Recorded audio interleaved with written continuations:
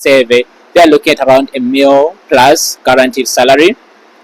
And Can I be an actuary without doing actuarial science? yes, you can be an actuary without doing actuarial sciences. So that's very possible. I would generally. You failed your test, right? Yeah. How did you make sure that at some point you make sure that you pass your test and stuff? What was your method of study in your undergrad? How did you do it? So I need you to tell me the difference between data science, statistician, and a banker. Like, how are they related to actual science? Is there some sort? Because I think the last time I checked in South Africa, there were less than 300 black actuaries in total. So when you're looking at that, Get to the process of becoming an actuary here in South Africa, like the types of board exams, how many do you write and which are those board exams? yeah. So Hello guys, welcome back to Gift Varsity TV. This is Gift Bozekana, your host. As I promised that I'll bring an actuary professional here on this channel, right? Who is an actuary, but will allow himself to introduce himself. Hello, sir. hello, Gift. Hello, everyone. So my name is Yusuf Chinyengetere. The surname is quite long.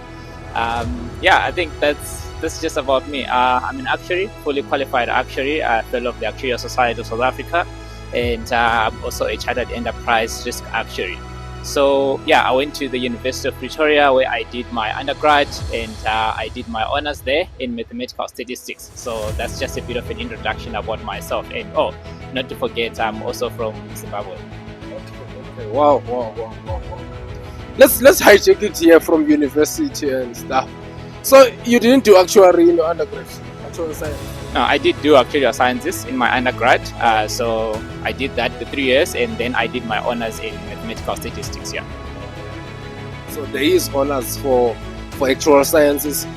Yes, there is honors for actuarial sciences, but you need to meet certain minimum requirements to be able actually to get into honors for actuarial sciences.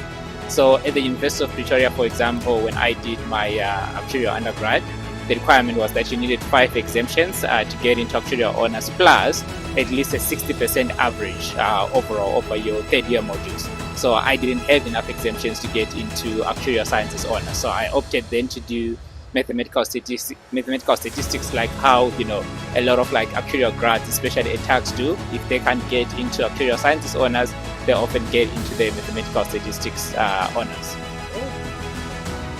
Wow. So let's take it to your undergrad as an actuarial science student at the University of Pretoria. Like, what challenges did you come across as a student studying actuarial science? Because we know that the majority of students in actuarial science undergrad, even last week I interviewed a student who is doing actuarial science. Like, what are the challenges you came across as a student studying actuarial science? So I think there are certain challenges that are general challenges that every university students would generally kind of like face. So I think for me it was the adjustment from high school to the university situation, because I actually did my matric and essay, so I didn't have that benefit of people who have done IEB or people who have done the Cambridge syllabus or the ZimSec syllabus as it is in Zim, that prepares them better for first year. So I was just like any other student who was pretty much confused with regards to first year. So I did take a bit of time. Like, I think the first 2 weeks were very difficult to adjust to university, because you're trying to make friends, you're trying to get to know where the lecture halls are. It's just a lot of things at the very same time. So that was the biggest challenge, especially during the first few weeks, and also trying to get used to a situation where you're an adult. You now have to be responsible for your own time management. Like, how much time do you study? Do you want to go to class or not? So at tax, for example, classes will start at 7:30 in the morning. So, especially when it's like, you're tired and you have a class at 7:30, then it's that decision to say, do I really want to walk to class for 15 minutes? So do I really want to wake up at 6 and go to class? So you have to make those decisions. And that was quite a difficult journey. And for me, we also had programming in first year, so that was C++. It's no longer in the syllabus now, at tax, but we had it back then. It was a compulsory module, and it was because I'd never done programming before. I barely knew computers and stuff, so it was a very difficult, adjustment. You have to start learning coding from afresh. And also, I know even like with using, the computers, Microsoft packages, say Excel, PowerPoint, if you needed to use it, say, Word. For example, like I think with tax, like we had this other module called AIM, where we had to write a test, for Excel to determine whether you do this Microsoft package, learn it because it's a fundamental module required a tax to do that. Whether you actually do it over, one semester or whether you do it over 2 semesters. And we wrote that test, and it was my very first test at university. I got like I think 25%, and it was very bad. But I got out, and all my friends said no one had gotten more than 30%. So it just shows you the gap between a lot of students, like the skills that they have, compared to then what's required for them, once they get into university. So that was a challenge. And then, but over time you get to deal with that and to make friends. There's a lot of people that you don't know. You're trying to choose the right people to be friends with. And I ended up with friends, the guy from Uganda and also a guy from SA. So it was a nice friends group in first year at the end of the day. But it's a very difficult journey, and I was also lucky that I was in a university residence, so that allowed me to make these friends easier because we were all in the same residence, and we were the only people that were studying actuarial sciences in there. So it became kind of like a natural friendship to a certain extent. So it helped a lot on that side of things. So, but yeah, there are those challenges having to adjust, and I didn't have enough funding. So as the time goes by, university, you then encounter all these unique challenges where you fail some tests. For example, like I've had situations where I failed tests where you have to then come back from that because you failed a semester test, you got like a 50%, a 30% rather, for example, in a test, and you are trying to come back from that because, as many would know, those who are at university, but for those who are not at university, it's almost everything that you do at university for marks, it counts towards your final mark. So we had a situation where if you fail a semester test, that counts maybe say 35% of your semester mark, and that's 17.5% of your final mark. So failing that means you have actually, you've actually failed the 17.5% of your final mark. That's a lot. So it was very difficult on that side of things, but I think it was a journey that one has to navigate at the end of the day. The modules were difficult, the content was difficult, seeing this content for the first time, trying to juggle it because high school did not prepare you enough for it. So yeah, so it was quite a very challenging journey overall, and those were some of the major challenges that essentially faced during the university time. Wow. So yeah, I heard the challenges of adapting to university and failing at some point, right? So you said you did your metric here in South Africa, right? Correct. How many distinctions did you get to get a qualification to qualify for actuarial sciences? And what was your highest mark in metric? I had 4 distinctions only. My highest mark was an 89%, and that was in maths. So you can guess, like I'm a maths person, so so that was my highest mark. So yeah. You loved maths from high school. What's this? I was quite good in maths. I was actually, the maths was quite an interesting one because when I first started Form 1, so that was in Zim. So in high school, you have 6 years of high school and they have forms, not grades in high school. So when I started Form 1, I really struggled with maths to get around 50s and stuff. And then when I was doing Form 2, I met this other guy, Gift. He was a neighbor of ours, and I had a session with him. Like, it was a 1-hour session on maths. It was a factorization and all of these just basic maths concepts that are the building blocks of a lot of things. And he taught me how to do it like in the way that the teachers had never taught me before. And from there on, that made a huge change to how I perceived mathematics. Because when I started in high school in particular, I perceived maths as difficult initially. And then when I had this session with this guy, and I was like, this is actually not that difficult. You just need to apply your mind. So I think also, that teaching side, but that sparked that interest in mathematics for me. So, in high school, maths was probably, I would say, my favorite subject. Okay. Wow. Guys, just you need a good mindset for mathematics and just find great teachers. Then you'll get an interest in it. So, before we go to the postgrad, I just want to understand the part of the undergrad. You failed your test, right? Yeah. How did you make sure that at some point you you make sure that you pass your test and stuff. What was your method of study in your undergrad? How did you do it?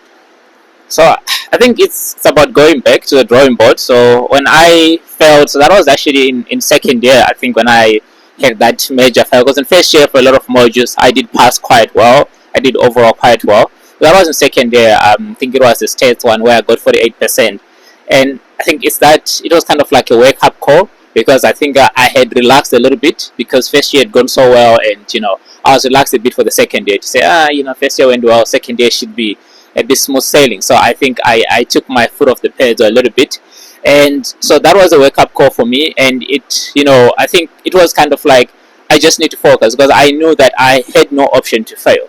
So for me, failure was not an option, because if I failed, the people that were funding me, they were never going to cover those fees under any circumstance at the end of the day.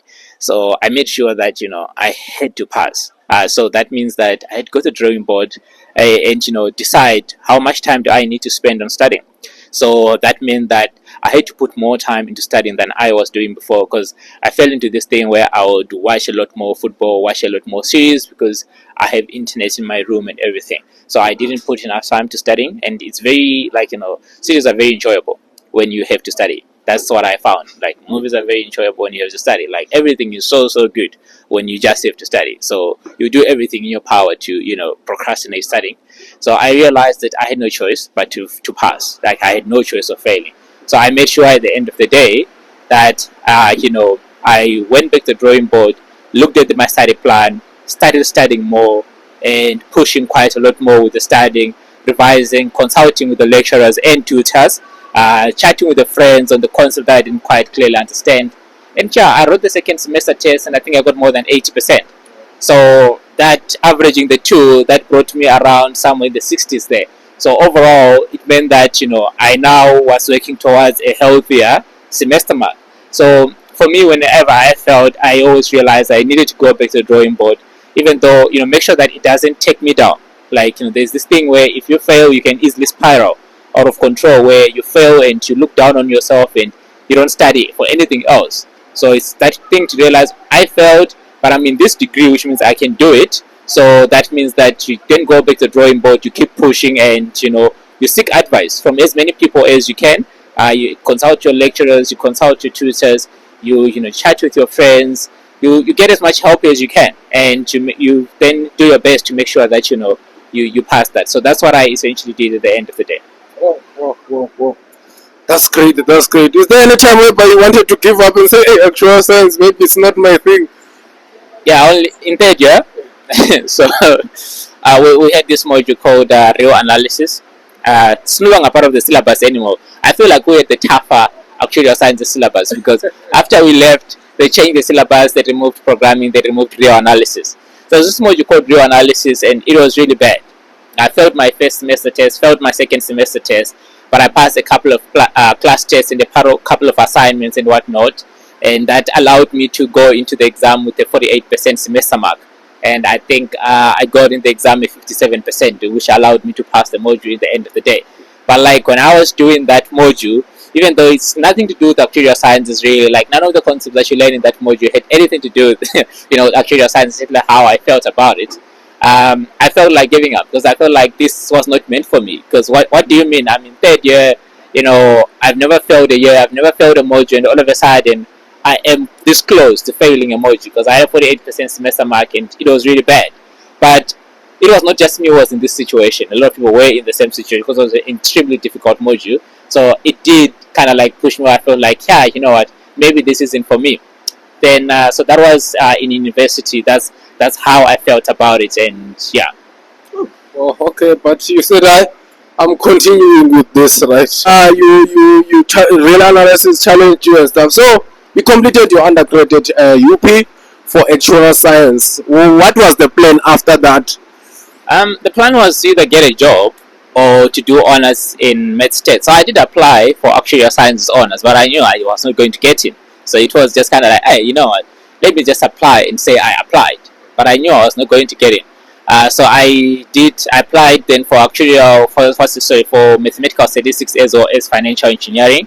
I got accepted for both financial engineering and med states. So I ended up choosing med states because I just felt like it aligned a little bit more with what I wanted to do in the future. So I then did that in my honors year, rather than rather than then looking for a job. So I did try to look for a job, but I never got a job offer. So generally, I think if you are not a citizen, getting a job is very, very difficult, even in the actual career field, because a lot of grad programs have a requirement that you need to be a citizen and or at least be a permanent resident, and I wasn't one then. So that made things very extremely difficult on that side of things. So I just decided, you know what, let me ramp up my qualifications and do this honors and see where this takes me.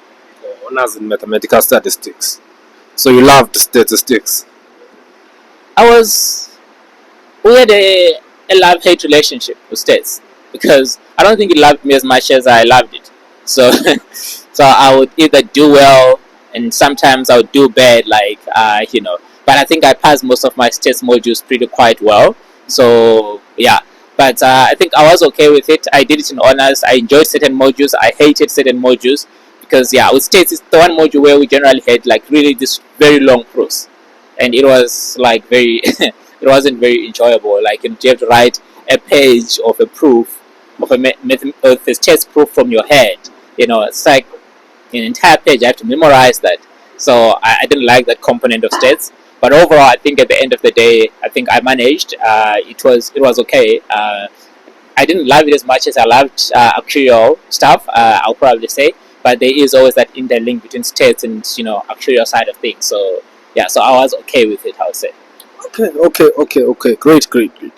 Before we get into the exemptions and how you got to become an actuary, what is actuary? What is actuary like? What does actuary do? So yeah, so what's an actual? So yeah, actuaries do a lot of things. It's very difficult to say what does an actuary do. I mean, if you were to chat with the number of actuaries, you'll probably get told a variety of different things, because they actually do quite a lot of things. But I would probably say we are very good, generally at modeling and making assumptions about the future. So that's generally where we shine.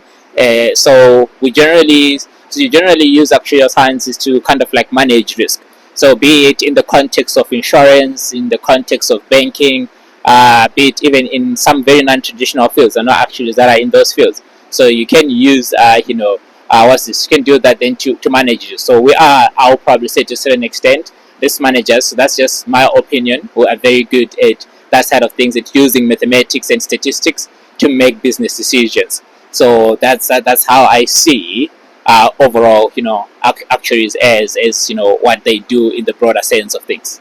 Okay. Wow. All right, guys. Now you got an idea what an actuary is, right? Okay.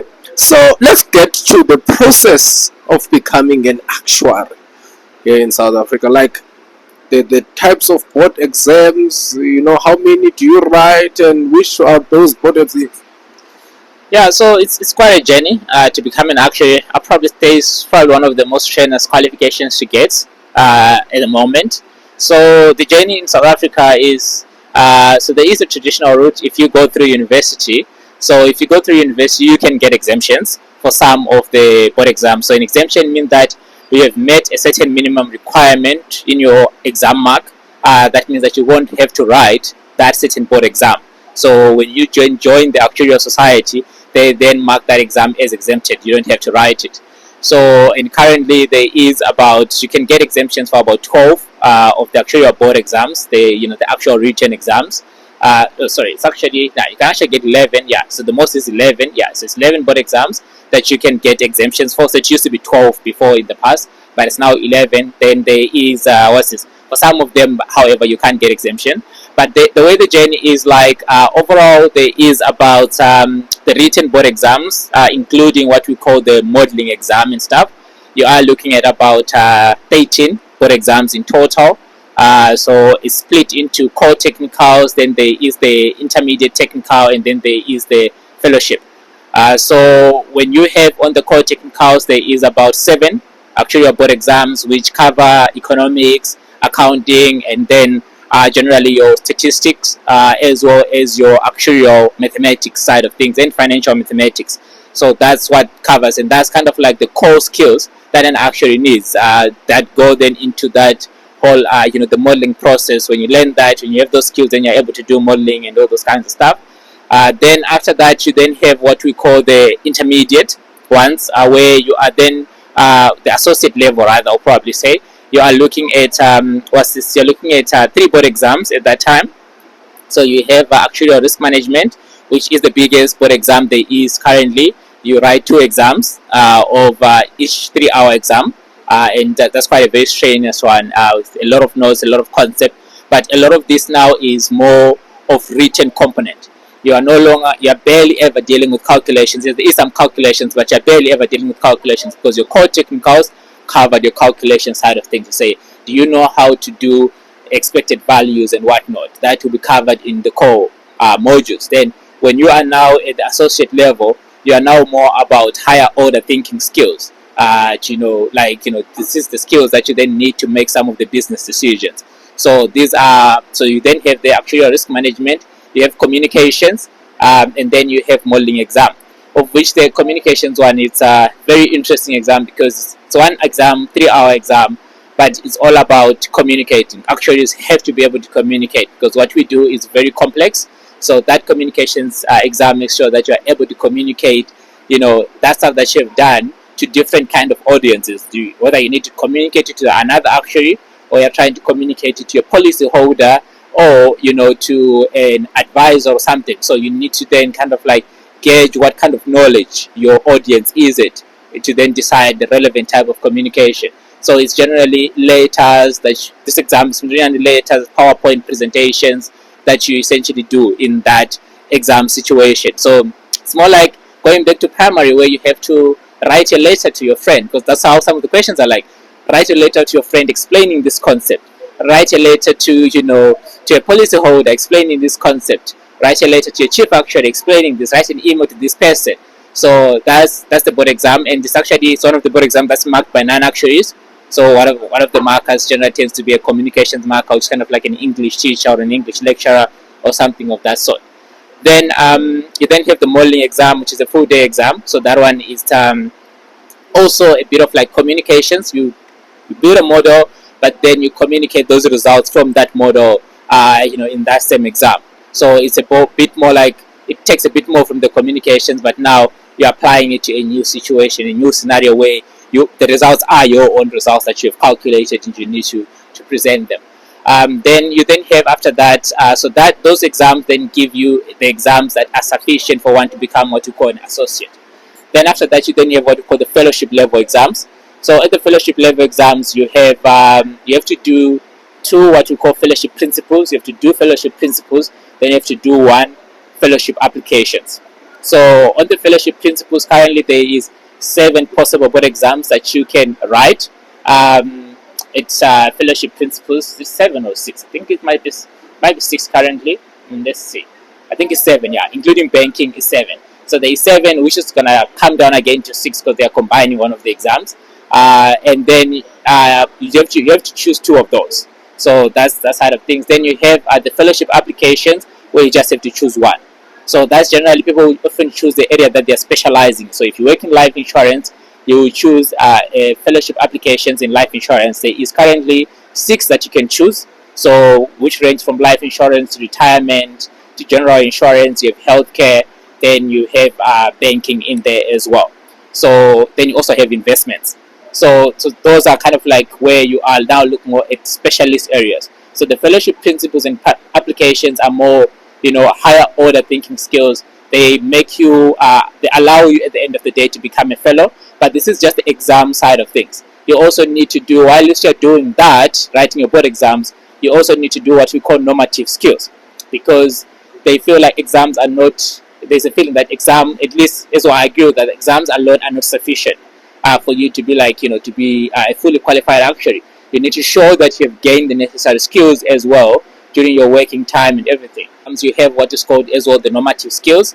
So you generally do this concurrently with your exams because it's it's judging to say what skills have you learned. So on normative skills, there is the ones, I think the first ones, which is a lot of people, if you study actuarial sciences at a accredited university, you get that exemption. So that's called N111.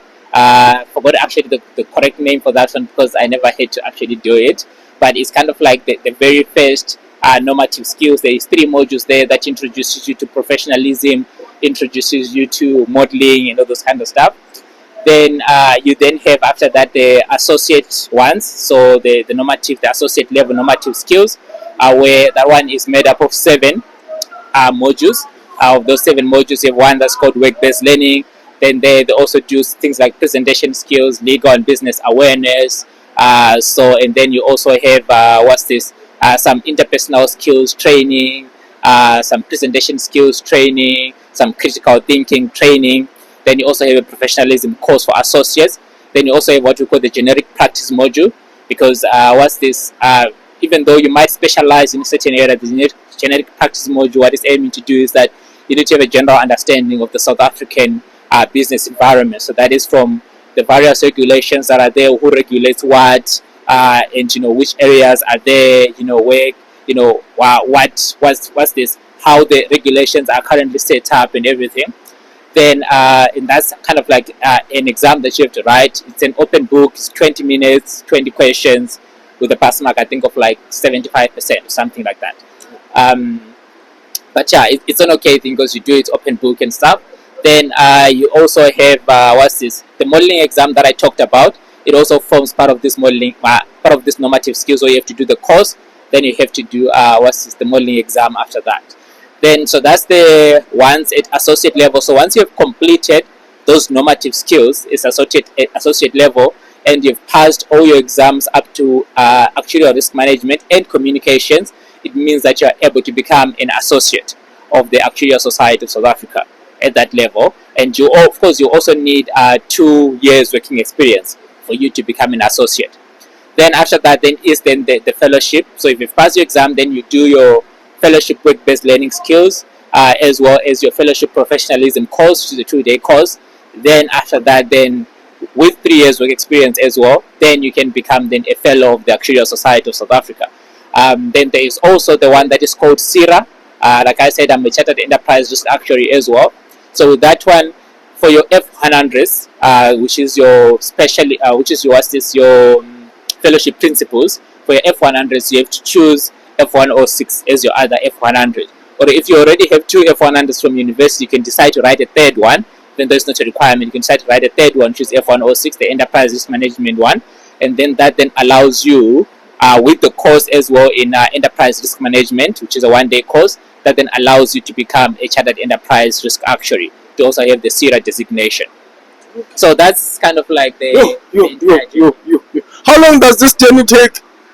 So to be like a qualified actuary. So it generally takes around, I think I saw some says on average you're looking at around 9 years, 8 to 9 years, something like that. So I'll probably say, including the university time, if you do honors as well, that's 4 years of university time. The other board exams where you don't have the exemption for, that is your F200, which is the fellowship applications, the modeling exam, and probably the generic practice module, and definitely the generic practice module as well as the work-based learning that you need to do this during that time. I'll probably say you are looking at around the 4 years of university plus 3 years after university. So even if you pass your exam right after you leave university, your fellowship applications, you still need at least 3 years of work experience to complete all your normative skills. So that would require then 7 years. So the minimum time that you can take is 7 years. But of course, you know that it's very rare to find somebody who does that. Like they are, the cream. Like, it's those guys that are just looking like, oh, this one's just ridiculous. It's absolutely ridiculous. I know a few of those guys, and it's absolutely wonderful.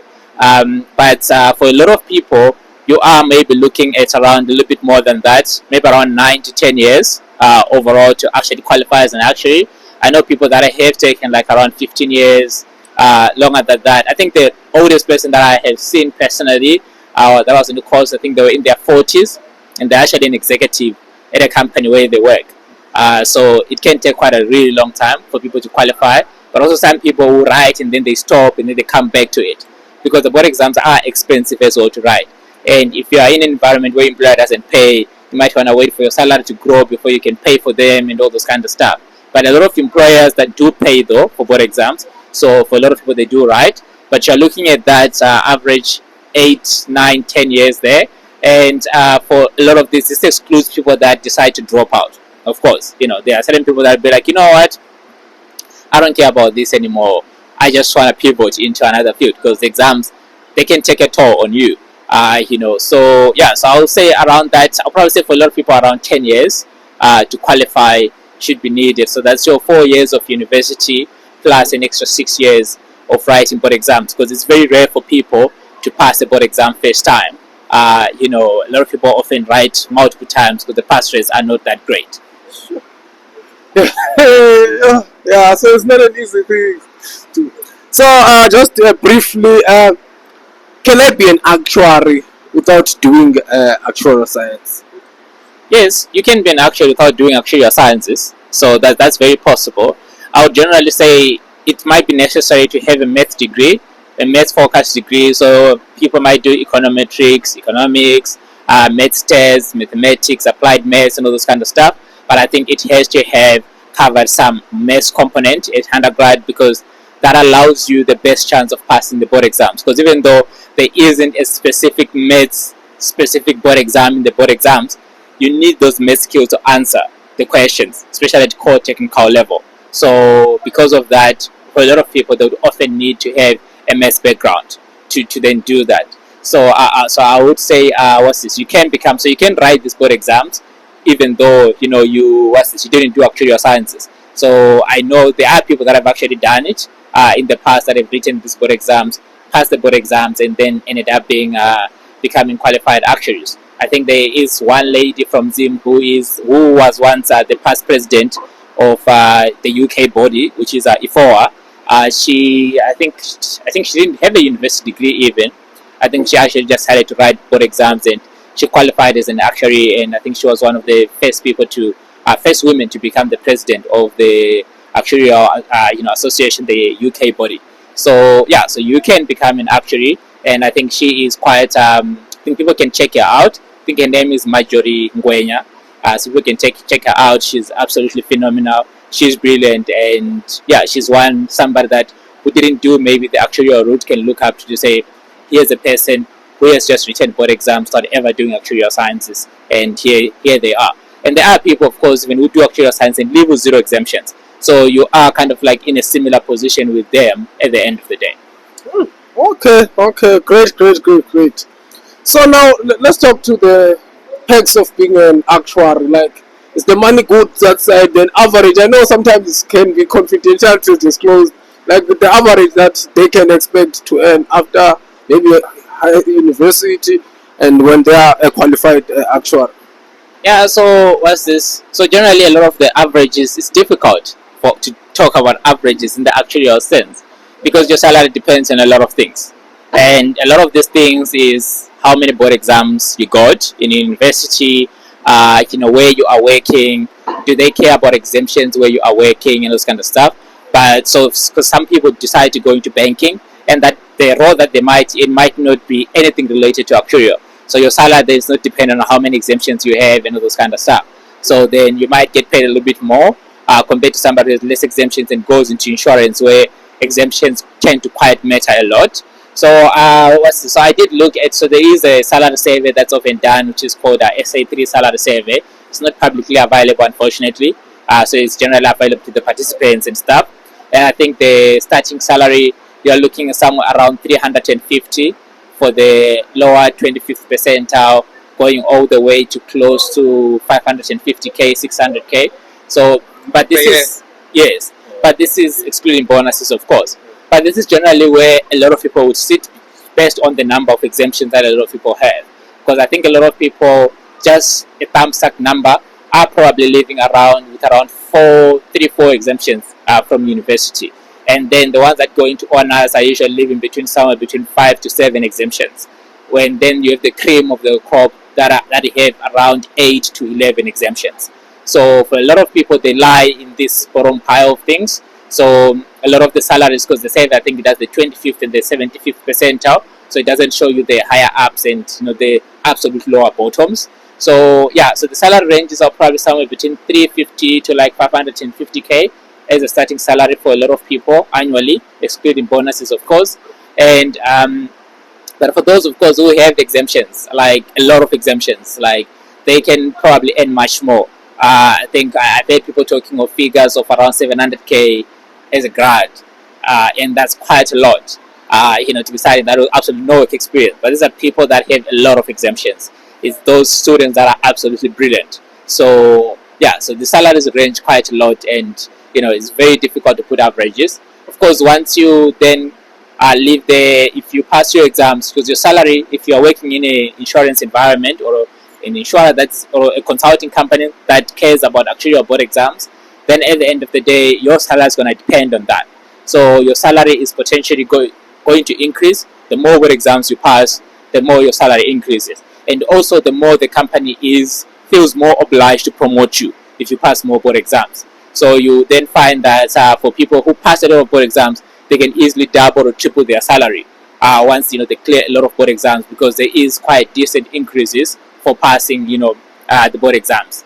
And what's this? Then once you are a fellow, I think you are looking. I think the ones that I saw from the survey was looking somewhere around 950k minimum for people with around 4 years total years of experience. And it was going to somewhere around 1.2 mil or somewhere there, that ballpark, including the bonuses. And yeah, that's quite a lot of money. And what's this? Then as you, of course, as people have more work experience, the salaries tend to grow quite a lot. And when you're qualified, also the bonuses tend to also then be quite very high for a lot of people. Of course, it also depends where you work. So if you work at a traditional insurer, you might be most likely be eligible for, say some get like what's this, higher bonuses. Some might get share options as you get into more management positions and this kind of stuff. So the bonus component then plays a big role. And then you then also have guys in consulting. Sometimes they might have a very high base and maybe not a very high bonus, or they might still even have a very high bonus depending on how they perform that year. So it's very difficult to judge averages, but just looking at base salaries overall, I'll probably say for fellows qualified, they're looking somewhere, those who qualify early with around like 4 or 5 years overall work experience, like myself. I'll probably say for a lot of people based on the survey, they're looking at around a mil plus guaranteed salary. And what's this?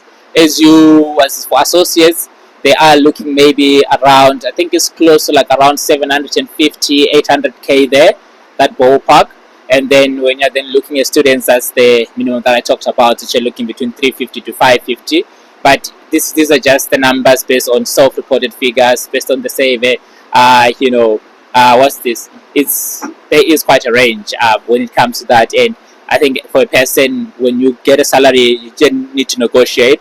It's also influenced by how often you move. Because generally people would move and they'll generally ask for around 25% increase in their salary. So if somebody stays in the same job for like 4 years, they're a student or whatever, then they're earning that 500k, for example, then, where somebody who decided to move a job and got a 25% might be around 600k. So that also has an influence. And I think there's also around some that are also observed to say around the EE candidates. So that's, if you're South African, you're black, then for an EE candidate, in particular black women, you can be able sometimes to ask for prime above market, because there is very few actuaries, and in particular there is very few black actuaries and even black female actuaries, because I think the last time I checked in South Africa there were less than 300 black actuaries in total. So when you're looking at that, and of course if you expand it to the expanded black definition, you are still looking probably numbers below 500 or something like that. That's a very small number, considering some people have immigrated and all this kind of stuff. So you are looking at very few people that are in that sector. And I think for black African female, you might even be looking at less than 50 or less than 60 in SA. And if you are looking at that, they have a lot of bargaining power when it comes to negotiating their salary, because there's very few of them. So then they are able to ask, something above the market. So I think there is that ability for somebody to then ask for a salary that's above, the market range. But definitely those things do influence how often you move, whether an EE candidate or not, where you work, and all those kind of stuff. Okay, all right. Well, guys, hi. If you're in actuarial science, just make sure you focus and get those exemptions. And before we close this, I just want you to tell me the difference between data science, statistician, and a banker. Like, how are they related to actual science? Is there some sort, or an actuary can do all of them? I don't know about a banker. Okay. Because I don't know in this context what you mean by a banker. Okay. Yeah, The so question that I got from students. so there are quants, people that are quants that work in banking. Okay. That's a different thing. I wouldn't call that person a banker. Okay. Yeah, so I think the banker piece of things is it's not so clear. Yeah. I think they might be talking more of like, because when somebody says bank, I'm thinking of Banks, yeah, they wanted to yeah. put like that. Okay. yeah, I'm thinking of more like the people who help private clients and whatnot. That's how I view some of those like as bankers and whatnot. Is when you're looking at quants, for example, they are quite related to the actuarial guys, because a lot of people, some of the people that actually end up in the quants route studied actuarial sciences, and some of them are even actuaries as well. Because, like I said, actuaries can do a lot of things, so they can work in a lot of industries that are not just limited to insurance. So, because of that, there is that relationship. And with data science, again, because actuaries do a lot of stats, and actuarial people, this includes as well actuarial students, because all people that can call themselves actuaries are people that are either associates or people that are fellows. So everyone who is a student or who is a technical is something that I forgot to cover earlier. But everyone who's a student or a technical, then they can call themselves actuaries. So you can only be call yourself an actuary if you're an associate or you're a fellow. But there is quite a relationship between data scientists and actuarial scientists. You have actuaries who work in the data scientist role, but I think it will be quite trickier for somebody who has purely data science background to work within an actuarial field and make actuarial decisions. Because even though there is the math component to actuarial sciences, that in work an actuary does, a lot of the work that you do when you're qualified sometimes is more about decision making. Yes, you got the numbers, the model produced the numbers. Are they reasonable? You need to make those checks. You need to make the decisions. If I'm charging this premium, is this premium sufficient? So I'm sure like earlier on you asked about what actuaries do and whatnot, and I covered this like in broad. But one of the things that they do is that it's actuaries who set premium rates. So car premium rates, life insurance premium rates, that's actuaries' work. So you then need to decide the decision. As an actuary to say, is this premium sufficient? Yes, my model says I should charge 20 rand, right? But is 20 rand sufficient? Will it lead to the business going bankrupt? Or will it lead to the business never having any customers? So you need to make those decisions as an actuary. Is this number reasonable based on the market? Is the 20 rand that I'm charging reasonable? If I look at these results, are they reasonable? There are other things that we do that are more complex, that are not more in the public eye, like reserving, where we are putting money aside to meet future claims.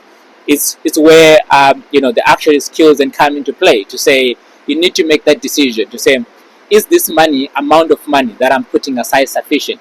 Because a lot of the predictions that you make about the future are about the future.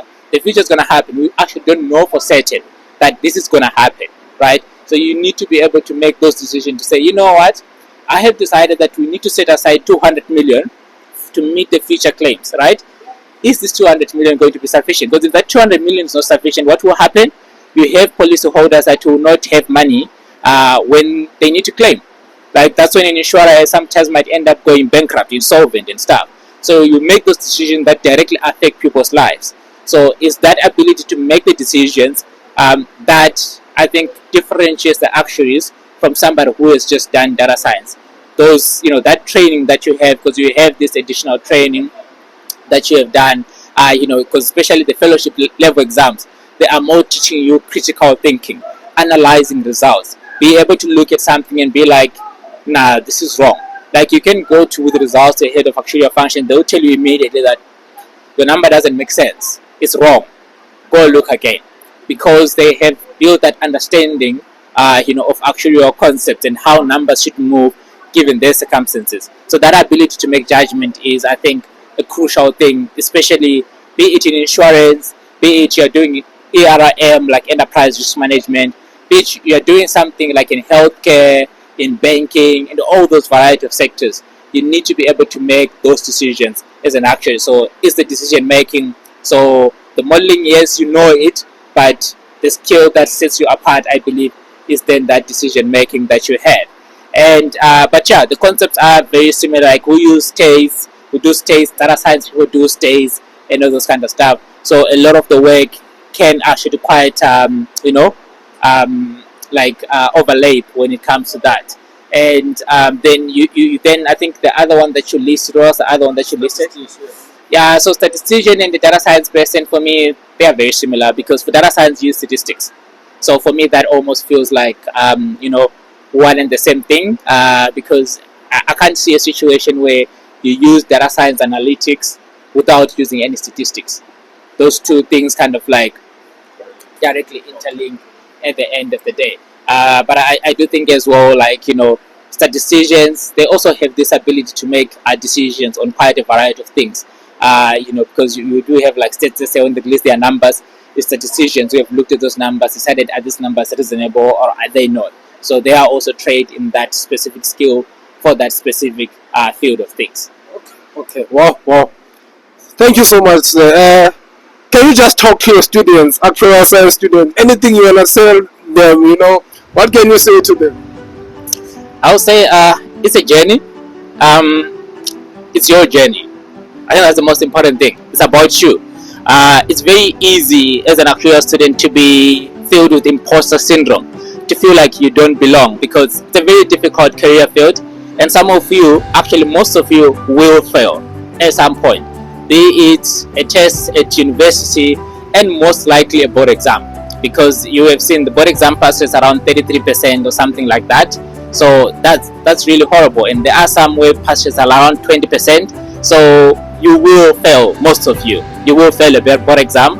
But what you need to realize that this is your journey. It's about you, not other people. So don't fall into the trap of comparing yourself to other people, because you will be working one day, maybe with 4 years work experience, and you have a kid who just came out of university and just finished all their board exams in that year. And when now you've been struggling to pass these board exams over the past 4 years or over the past year or whatever, because there are certain board exams that are very difficult where people fail 3-4 times and stuff like that. That does happen, but that doesn't mean that you are not meant to become an actuary. You should keep pushing. The journey is about you. So focus on yourself, do your best, ask as many people as you can. I think you have that power in your hands. A lot of actuaries out there, qualified people in particular, but even the ones that are not qualified, that are in the industry, a lot of actuarial people and qualified actuaries out there are very keen to help other actuarial students that are trying to come up.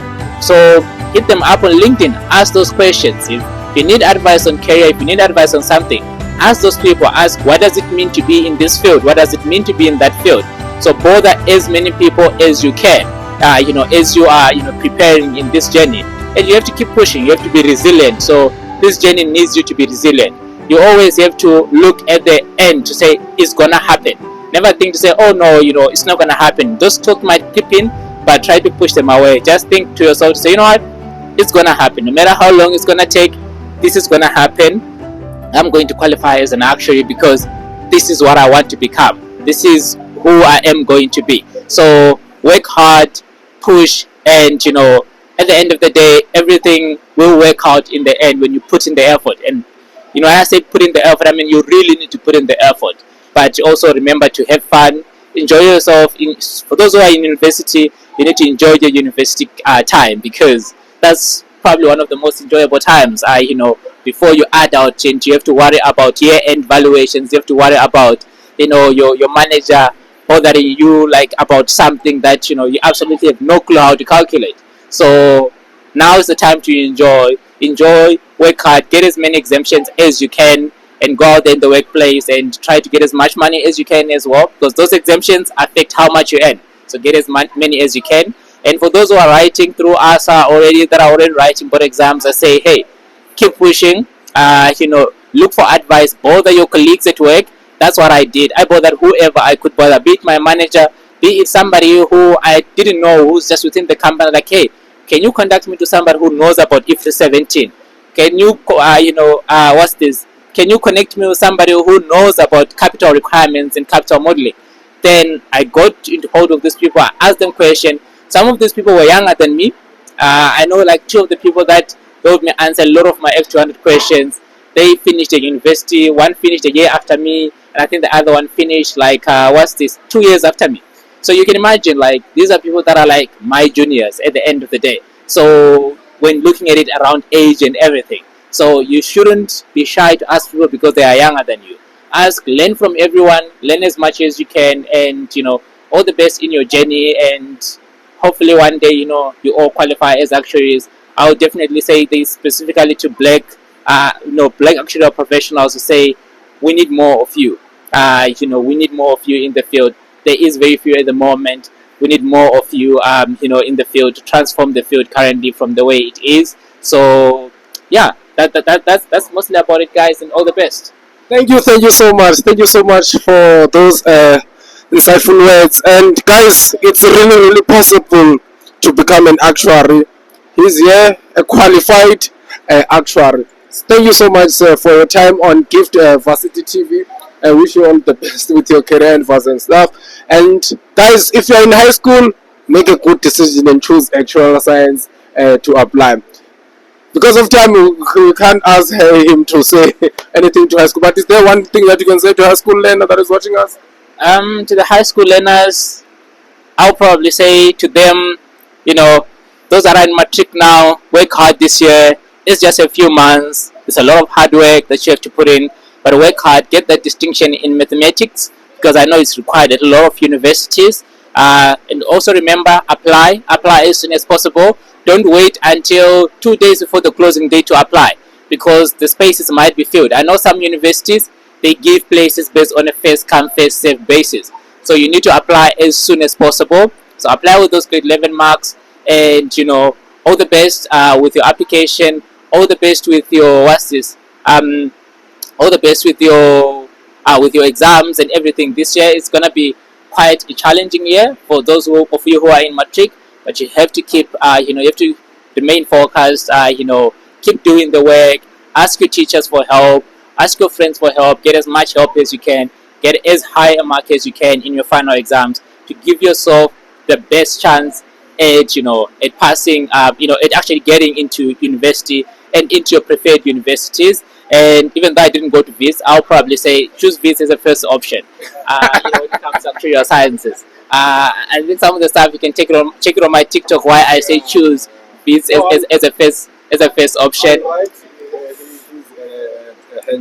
Yeah, yeah. So I'll say choose VIS as first option. But some of you are probably fixated. Say, I want to go to UCT, I want to go to UP, I want to go to this. That's also fine. Also apply to as many universities as you can. Don't apply to just one university. So apply to as many as you can, so that if the one that you want maybe rejects you in the end, you have something to fall back on at the end of the day. So that's my advice to the grade 12s and to the grade 11s. The marks that you get this year at the end of the year affect whether you get into your degree in grade 12. When you apply in grade 12, remember, you use your grade 11 marks to apply for university. So you need to get very good marks this year. So get as high marks as possible. So that's my advice to you. For those that are in grade 9, the parents that have kids that are in grade 9, you want to choose actuarial sciences, please choose maths. You have to choose mathematics as your subject. And also for those ones, remember, it is also about you. Don't choose maths because your friends say maths is hard, even though you feel that you are capable. So if you feel you are capable of doing mathematics, choose mathematics. Don't make decisions because your friend chose a certain subject. Make a decision that's best for you. If you're a top student, choose that maths, go for it, and yeah, all the best with that. Thank you so much. Thank you so much, guys. Don't forget to leave a nice comment and like this video and share to many and many students in South Africa. Thank you so much for your time on Gift Varsity TV. Till next time, guys. Bye.